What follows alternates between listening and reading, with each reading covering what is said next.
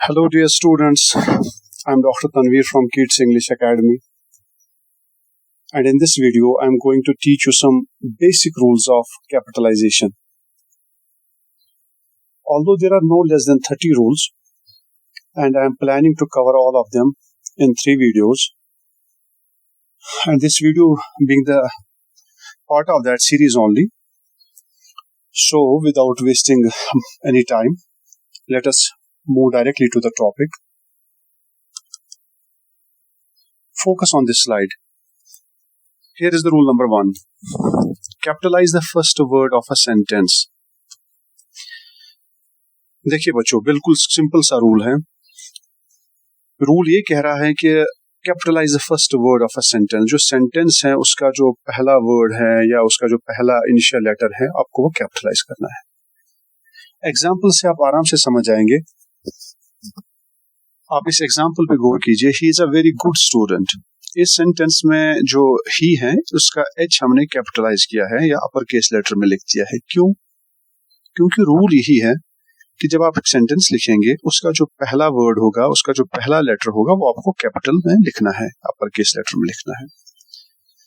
ऐसे आप देख लीजिए दूसरा सेंटेंस जो है उसमें हमने जो वो यू है उसका वो लेटर जो है हमने कैपिटलाइज किया है. और इसी तरीके से ग्रामर में जी हमने कैपिटलाइज किया है. फिर से एक बार सुन लीजिए कि रूल क्या है. Capitalise the first word of a sentence. Sentence का जो पहला वर्ड है, उसका जो पहला इनिशियल है, पहला लेटर है, उसको आपको कैपिटलाइज करना है. Now look at the rule number 2 which says capitalise the first word of a direct complete quotation. क्या मतलब है बच्चों इसका? बिल्कुल आप आराम से समझने की कोशिश कीजिए. मैं चाहता ही हूं कि आपके दिमाग में बात चली जाए, इसलिए मैं लैंग्वेज स्विच ओवर कर रहा हूं. सारा सेड. सारा ने कहा. क्या कहा? It is going to rain today. यानी हम वही बात कर रहे हैं जो सारा ने एग्जैक्ट वर्ड्स में की थी. यही तो डायरेक्ट कोट होता है. और यहां पर जब हम डायरेक्ट कोट करते हैं तो इसमें जो पहला वर्ड है इसको हम कैपिटलाइज करते हैं इनिशियल पोजीशन पे, यानी फर्स्ट लेटर इसका जो है वो हम कैपिटलाइज करेंगे या अपर केस लेटर लिखेंगे. तो यहां पर देखिए आप, इट में हमने आई कैपिटलाइज किया है, लेट में एल, और तीसरी example Tom replied I am busy at home में आई हमने कैपिटलाइज किया है.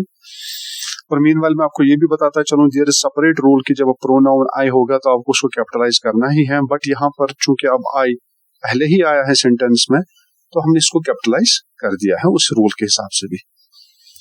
और बाकी Ann said please bring me a cup of tea, तो पी जो है हमने कैपिटलाइज अगेन कर दिया है. क्यों? क्योंकि हम डायरेक्ट कोड जो होगा, यानी जो कोटेशन मार्क्स में होगा, उसमें जो पहला लेटर होगा उसको हमें कैपिटलाइज करना है. ये रूल है. Focus on the rule number 3. If a direct quotation is interrupted, the second part does not begin with a capital letter. अब बिल्कुल परेशान मत होइए, आराम से समझने की कोशिश कीजिएगा और मैं एग्जांपल से आपको क्लियर कर दूंगा कि ये रूल है क्या. बेसिकली एग्जांपल ये है, let us discuss the issue. चलिए हम मामले को ज़ेरे बहस लाते हैं. सारा सेड टू एन. सारा ने एन से कहा व्हेनेवर यू आर फ्री, जब कभी भी आप फ्री होंगी. अब यहाँ देखिए बच्चों, एक्चुअली जो डायरेक्ट कोट है वो ये है, let us discuss the issue. चलिए हम मामले को ज़ेरे बहस लाते हैं या गुफ्तगू करते हैं मामले पर. व्हेन यू आर फ्री, जब आप कभी फ्री. किसने कहा? ये सारा ने कहा. किससे कहा? एन से कहा. मगर हमने क्या किया, हमने जो डायरेक्ट कोट है उसको 2 हिस्सों में डिवाइड किया और बीच में हमने क्या किया, एक कुछ वर्ड्स डाल दिए, सारा सेड टू एन. तो जो डायरेक्ट कोट है वो actually that's like this. Actual code जो है वो है let us discuss the issue whenever you are free. मगर हमने कंटिन्यूटी में नहीं लिखा है, हमने बीच में इसमें इंसर्ट किए हैं कुछ वर्ड, सारा सेड टू एन. इसका मतलब ये हुआ कि कंटिन्यूटी जो थी वो ब्रेक हो गई है. यानी ये जो डायरेक्ट कोड था ये अब 2 हिस्सों में तकसीम हो चुका है. Let us discuss the issue पहला पार्ट है, व्हेनेवर यू आर फ्री वो दूसरा पार्ट है. अब जो दूसरा पार्ट है उसमें रूल ये है, वहां अब आपको कैपिटलाइज नहीं करना है. जैसे बच्चों मैंने प्रीवियस स्लाइड में आपसे कहा था कि जब डायरेक्ट कोटेशन हो तो पहला जो लेटर होगा उसमें वो आपको कैपिटलाइज करना है. जैसे हमने पहला पार्ट किया है, लेट में हमने एल को कैपिटलाइज किया है. मगर व्हेनेवर यू आर फ्री में हमने W को कैपिटलाइज नहीं किया है. क्यों? क्योंकि ये दूसरा पार्ट है और ब्रेकअप हुआ है, एक डायरेक्ट कोटेशन को ब्रेक किया गया है, यानी कुछ और वर्ड्स आ गए हैं उसमें जो डायरेक्ट कोटेशन का पार्ट नहीं है।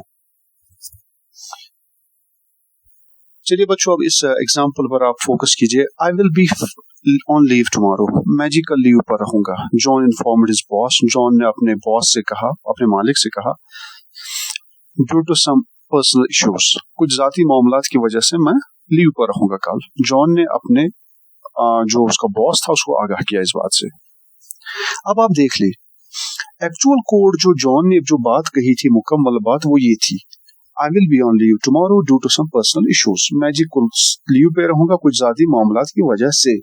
मगर हमने क्या किया, हमने इस डायरेक्ट कोड को ब्रेक किया है दो पार्ट्स में और बीच में कुछ वर्ड्स डाल दिए हैं। John informed his boss, John ने उसको, तो यहाँ पर वही रूल है जो ऊपर मैंने आपसे कहा था, due to some personal issues में जो ड्यू है उसका जो डी है वो हम स्मॉल केस लेटर में लिखेंगे, डी हमने स्मॉल में लिखा है। क्यों?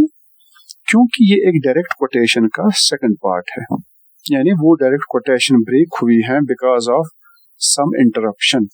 और यही तो ऊपर रूल भी था, if a direct quotation is interrupted, अगर एक डायरेक्ट कोटेशन को इंटरप्ट किया जाए तो जो दूसरा पार्ट होगा उसका जो इनिशियल लेटर होगा वो कैपिटलाइज नहीं करना है आपको।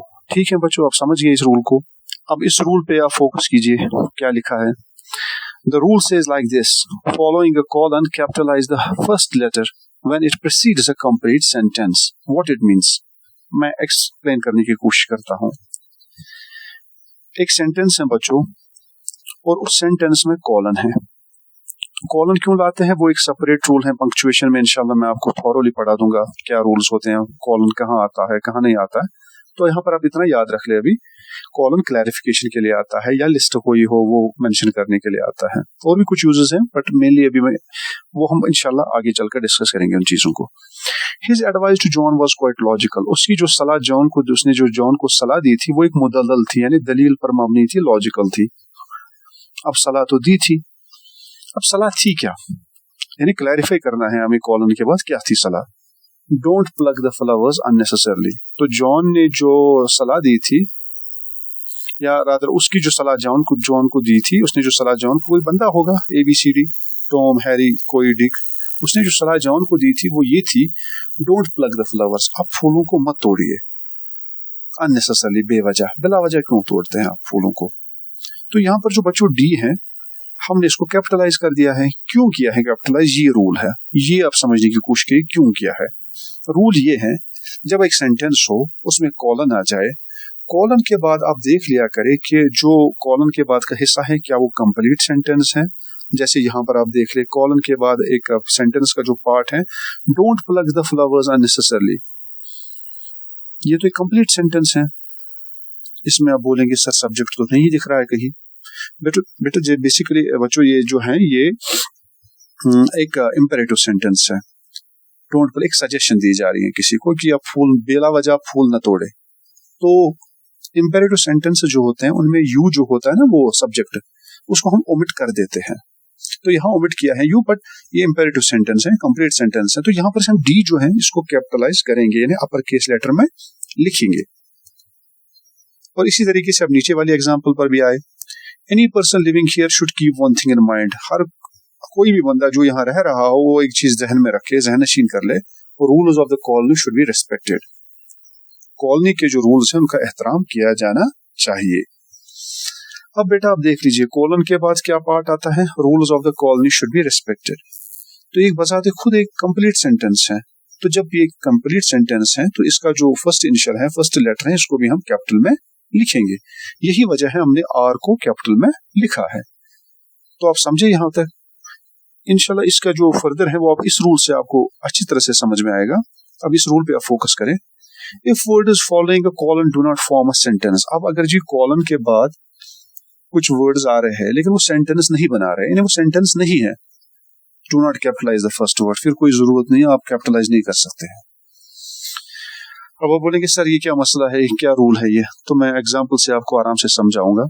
आप एग्जाम्पल पर आप जरा आप देखिए, मैं पढ़ रहा हूँ। Sarah has kept so many things in her shopping list. Sarah ने बहुत सारी चीजें अपनी शॉपिंग लिस्ट में रखी है।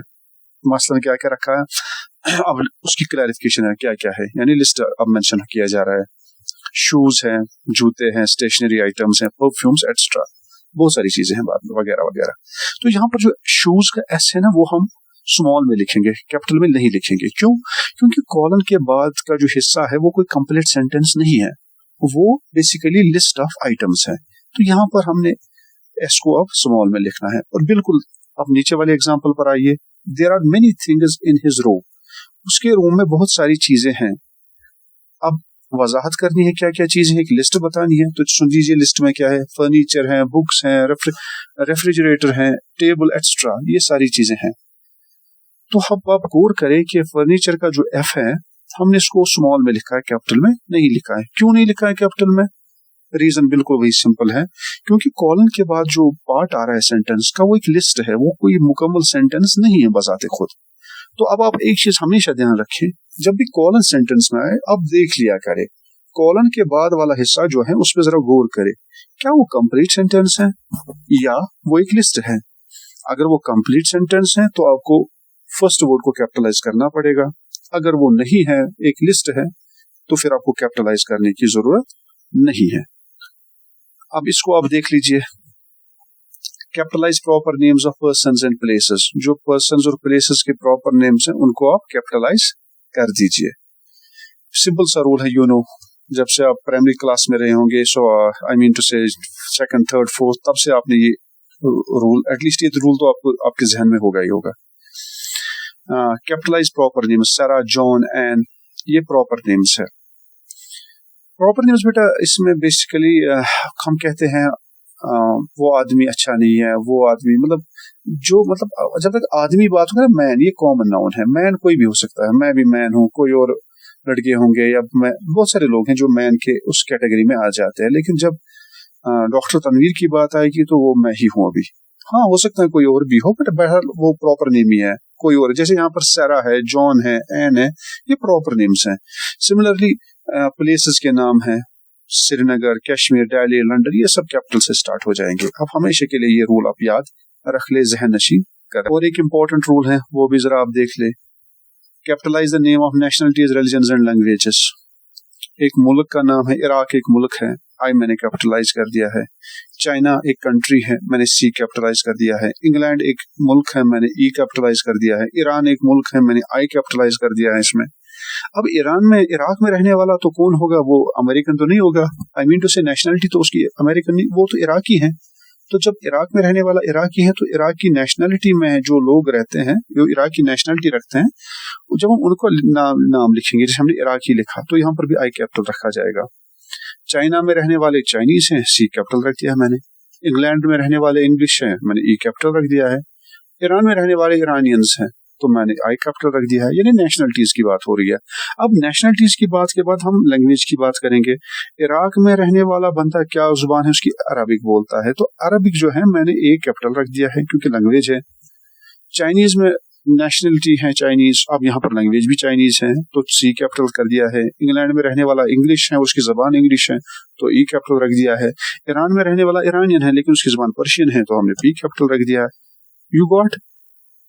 होप कि बिल्कुल इजी कॉन्सेप्ट है, आप आराम से इस चीज को समझ जाएंगे। इंपॉर्टेंट रूल है, capitalise the names of religion and religious scriptures. मजाहिब और जो मजाहिब की मुकद्दस किताबें हैं उनके नाम भी आपको कैपिटलाइज करने पड़ेंगे।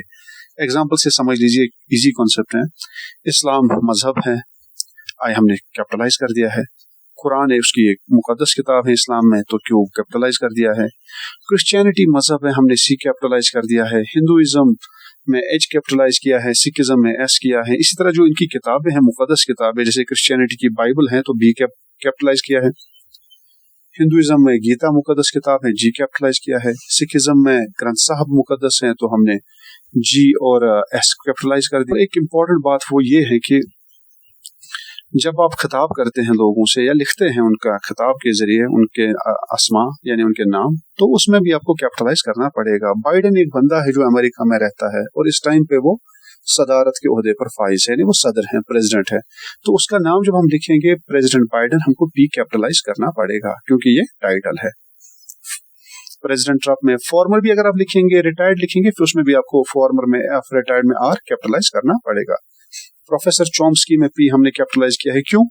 प्रोफेसर एक खिताब है ना, वो एक टाइटल है चॉम्स्की का। एक बंदा है चॉम्स्की, उसने प्रोफेसरशिप पर वो फाइज है, तो वो खिताब है उसका, टाइटल है उसका, तो उसको हम प्रोफेसर चॉम्स्की पी कैपिटल करेंगे। इस तरह doctor justice, retired justice Kirmani, doctor Ali जान, मिस्टर अहमद, तो आप इंजीनियर कोई हो तो ई कैपिटल कर दीजिए। से पहले बच्चों की मैं लास्ट स्लाइड पे आ जाऊं तो मैं आपसे ये कहना चाहूंगा कि आप में से जो बच्चे इंटरेस्टेड हैं कि उनकी लैंग्वेज स्ट्रांग हो जाए, उनके कम्युनिकेशन स्किल्स या उनके जो ग्रामर के बेसिक रूल्स हैं या बेसिक कंफ्यूजन्स कुछ हैं जो लैंग्वेज को लेके हैं, उनसे मैं यही कहूँगा कि वो किड्स इंग्लिश एकेडमी की चैनल को सब्सक्राइब करें, क्योंकि हमने एक सिलसिला शुरू कर दिया है। इंशाल्लाह हम जो Jammu Kashmir board of school education है या CBSE की जो किताब है, निसाबी किताब, टेक्स्ट बुक है, उसमें जो मेन टॉपिक्स हैं हम वो कुछ वीडियोस के जरिए कवर करने वाले हैं। अगरचे ये पॉसिबल नहीं है कि वीडियोस में सारे टॉपिक कवर किए जाए, जो कि इंशाल्लाह हम किड्स इंग्लिश एकेडमी में जो बच्चे रेगुलरली रहेंगे या जिनका वो एडमिशन हुआ है या करेंगे, तो उनके साथ तो इंशाल्लाह हमारे पास एक कोर्स है जिसमें हम वो सारी चीजें थॉरोली डील करेंगे। लेकिन मीनवाइल हम फॉर जनरल बेनिफिट के लिए कुछ इंपॉर्टेंट वीडियोस भी अपलोड करते रहेंगे, और it will not be a once in a blue moon. बिल्कुल हम रेगुलर बेस पर इंशाल्लाह इन वीडियोस को अपलोड करते रहेंगे। और आप ऐसा कर सकते हैं कि जो इंटरेस्टेड है इसमें, इस चीज में, वो बेल आइकन पर सब्सक्राइब करके अपना वो नाम जो है या अपना जो ये अपनी आइडेंटिटी है वो सब्सक्राइब करके दर्ज करवाया हमारी इंग्लिश किड्स इंग्लिश एकेडमी पर। उससे ये होगा कि इंशाल्लाह जब भी हम फ्यूचर में कोई वीडियोस अपलोड करेंगे तो आपको सबसे पहले नोटिफिकेशन आ जाया करेगी, और अकॉर्डिंगली आप उससे बेनिफिट लेंगे उस वीडियो से। और एक लंबा सिलसिला इंशाल्लाह चलेगा ये। आपके इंटरेस्ट को मद्देनजर रखते हुए मैं तो यही कहूँगा कि बेहतर है आप सब्सक्रिप्शन कर दीजिए, सब्सक्राइब बन जाइए इस चैनल के। और बच्चों अब ये लास्ट स्लाइड है इसका, इस प्रेजेंटेशन का। मैंने पहले ही कहा है कि मैं इसकी और 2 वीडियोस बनाने वाला हूँ जिसमें मैं बाकी रूल्स को भी कवर करूंगा। तो अभी जो रूल नंबर 10 है वो ये है, capitalise days, months and festivals. जो डेज के नाम है, संडे है, Monday, Tuesday, Wednesday, Thursday, Friday, Saturday, तो ये सारे नाम जो है वीक्स के, मतलब डेज के, इनको आपको कैपिटलाइज ही करना पड़ेगा। संडे में S, मंडे में M, ट्यूसडे में T। और इसी तरीके से जो आपके ये हैं मंथ्स के नाम हैं, जनवरी, फरवरी, मार्च, अप्रैल, मई, जून, जुलाई, like that, so on and so forth, तो आप उनके में भी जो इनिशियल लेटर है वो कैपिटलाइज करेंगे हमेशा हमेशा। और इसी तरीके से जो फेस्टिवल्स हैं, चाहे ईद है, क्रिसमस है, दिवाली, होली, बैसाखी या एन नंबर ऑफ फेस्टिवल्स हैं, तो जब भी आप फेस्टिवल का नाम लिखे उसको भी आप कैपिटलाइज करें इनिशियल लेटर को। और इसी के साथ हमारी ये प्रेजेंटेशन या ये वीडियो आज का कंप्लीट हुआ है। तो इंशाल्लाह उम्मीद करता हूँ कि नेक्स्ट 2 वीडियोस में भी आप हमारे साथ रहेंगे, और किड्स इंग्लिश एकेडमी की जो यूट्यूब चैनल है उसको सब्सक्राइब करके आप इंशाल्लाह आगे भी हमारे वीडियोस से फायदा उठाते रहेंगे। थैंक यू बच्चों, अल्लाह हाफिज, टेक केयर।